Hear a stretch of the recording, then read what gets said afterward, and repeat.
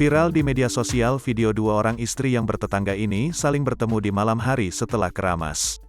Rajin banget keramas pagi-pagi, tulis akun Instagram @dagelanviral sebagai keterangan video.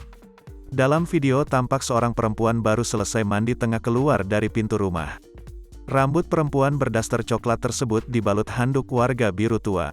Perempuan itu kemudian celingak-celinguk melihat situasi rumah-rumah tetangga. Tampak pada video tersebut, rumah para tetangga di video itu terbilang rapat dan banyak.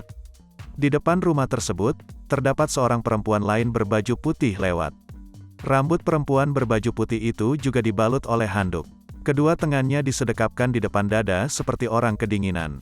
Setelah mereka bertatap muka, kedua-keduanya justru tertawa karena tak menyangka sama-sama keramasan tengah malam pada bulan puasa.